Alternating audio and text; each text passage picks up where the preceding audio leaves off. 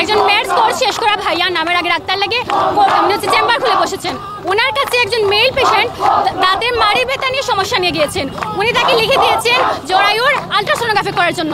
আপনারাই বলেন কোথায় দাঁতের মাড়ির সমস্যা আর কোথায় জরায়ুর টেস্ট? একজন ম্যাথস এটা লিখে দিয়েছে। উনি রোগীর যে সমস্যাটা সেটা তো সমাধান দিতেই পারেননি। সেখান থেকে আমরা আন্দাজ করতে পারি যে তাদের কাছে যদি রোগীরা যায়, রোগীদের জীবন কতটা ঝুঁকিপূর্ণ হতে পারে। এই আন্দোলনটা আমরা মূলত করতেছি মানুষদের জন্য।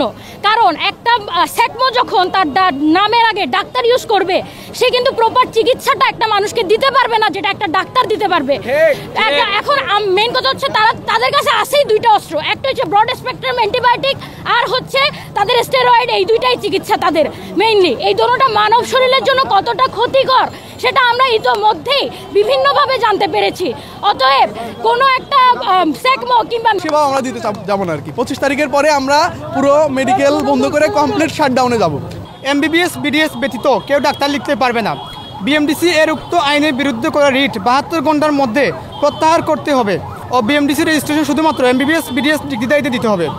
বাংলাদেশে দাঁড়িয়ে, একটা স্বাধীন বাংলাদেশে দাঁড়িয়ে আমরা যদি বলি যে আমরা তোমাদের সাথে প্রতারণা করার জন্য এই প্রতারণা করতে চাই না, অতএব আমাদের সাথে জনগণকে একাত্মতা প্রকাশ করার জন্য আমরা আহ্বান জানাচ্ছি। স্বাস্থ্য উপদেষ্টা নিয়োগের পর থেকে তার যে কিছু সিদ্ধান্ত আছে যা স্বাস্থ্যখাতকে প্রশ্নবিদ্ধ করছে।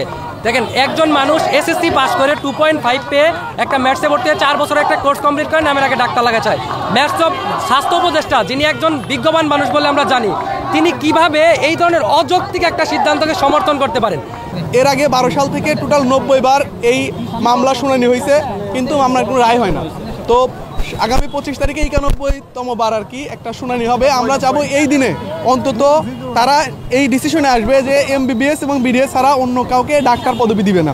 আমাদের দাবি একটাই, 25 তারিখের মধ্যে যদি আমাদের দাবি মানা না হয় তাহলে আমরা এখন আপাতত ইমার্জেন্সি সেবা চালু রেখে আমরা আমাদের শাটডাউন কর্মসূচি দিচ্ছি। তখন আমরা কমপ্লিট শাটডাউন কর্মসূচিতে যাব। সেখানে ইমার্জেন্সি কোনো 2010 সালে হাসিনা সরকার মেটসদেরকে বিএমডিসি থেকে রেজিস্ট্রেশন দেওয়া শুরু করেছে। এই মেটসদেরকে বিএমডিসি থেকে রেজিস্ট্রেশন দেওয়া অবিলম্বে বন্ধ করতে হবে। 2, উক্ত বিষয়ের চিকিৎসা ব্যবস্থার সাথে সামঞ্জস্যপূর্ণ ওটিসি ড্রাগ লিস্ট আপডেট করতে হবে। এমবিবিএস ও বিডিএস ছাড়া অন্য কেউ ওটিসি লিস্ট এর বাইরে ড্রাগ প্রেসক্রাইব করতে পারবে না। রেজিস্টার্ড চিকিৎসকের প্রেসক্রিপশন ছাড়া ফার্মেসিগুলো ওটিসি লিস্টের বাইরে কোনো ওষুধ বিক্রি করতে পারবে না। 3, স্বাস্থ্যখাতে চিকিৎসকের সংকট নিরসনে দ্রুত 10,000 জন ডাক্তার নিয়োগ দিয়ে সকল শূন্য পদ পূরণ করতে হবে। আলাদা স্বাস্থ্য কমিশন গঠনের পূর্বের মতো 7ম গ্রেডে নিয়োগ দিতে হবে। খ, প্রতি বছর 4,000 থেকে 5,000 ডাক্তার নিয়োগ দিয়ে স্বাস্থ্যখাতে ভারসাম্য বজায় রাখতে হবে।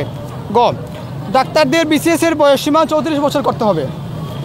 4 নম্বর, সকল মেডিকেল অ্যাসিস্ট্যান্ট ট্রেনিং স্কুল ও মানহীন সরকারি ও বেসরকারি স্কুলসমূহ বন্ধ করে দিতে হবে। ইতিমধ্যে পাশ করা ম্যাথস শিক্ষার্থীদের সেকমো পদবি রহিত করে মেডিকেল অ্যাসিস্ট্যান্ট হিসেবে নিয়োগের ব্যবস্থা করে দিতে হবে।